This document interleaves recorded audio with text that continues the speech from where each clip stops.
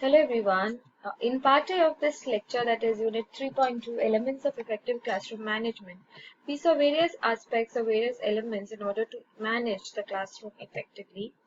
We saw what is classroom management in general and different elements like classroom design, rules, discipline, and scheduling. And the last point that we were discussing was organization. Now, in organization, we saw how important it is to stay organized inside and out, how to keep your assignments, lessons, and administrative paperwork in order and set a good example for the students. Similarly, you can also choose to post the classroom calendar, homework schedule, and assignments on the board in order to manage all the work very efficiently. Allow the students to see how you take notes so that they can also work on how they take notes and they can improve their performance. It helps them distinguish irrelevant information from essential details. So if they know what is to be taken down, they can choose the information which is more important and more relevant or essential for their work. Encourage self-directed learning by providing students with their own agenda. So they can develop their own agenda and accordingly move towards self-directed learning so that management of such a work gets more easier.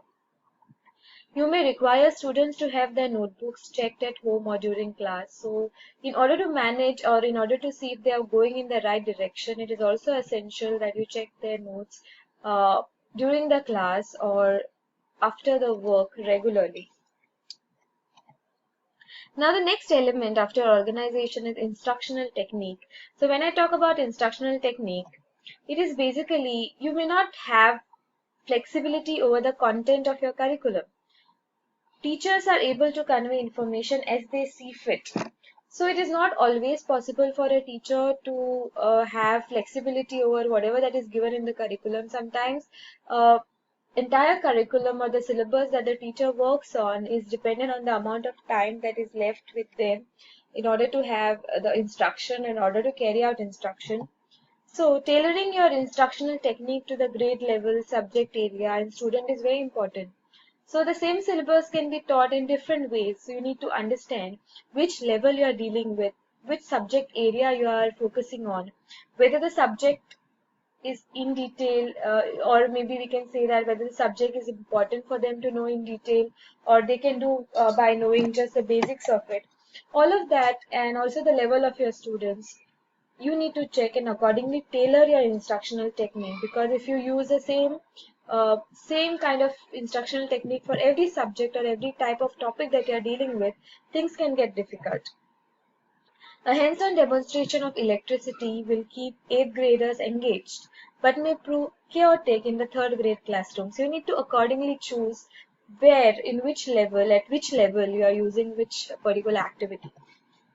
Vary the style and intensity of your lessons. You cannot always be monotonous or do not keep a same style of taking a lecture. You need to work on different styles, work on the intensity of your lessons so that it gets interesting and students look forward to what you are doing. Follow up lecture style sessions with relaxed group activities. So don't always get into a very strict form of instruction. You can also try to get into a relaxed group discussion wherein the students can contribute their thoughts and contribute their opinions to the class, and accordingly the discussion could go ahead.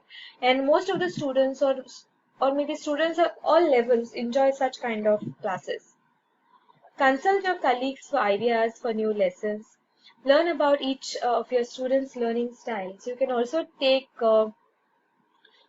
benefit of experience of your colleagues who are senior than you and understand which technique would be suitable for which kind of topic. And you can also try and understand what kind of a learners you all are having, whether they are auditory learners, visual learners, or kinesthetic learners. Now, what is the learning curve? How do they learn best? Do they work well in groups? All these questions can help you understand which aspect or which format of learning they would enjoy.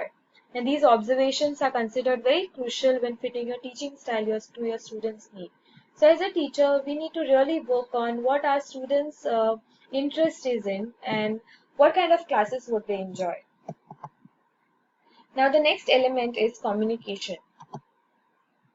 Now when we talk about communication, and we all of us, we know that communication is the most important aspect of classroom management. If you don't have a better communication skills, things can get worse. Students won't have that attention span which you expect from them.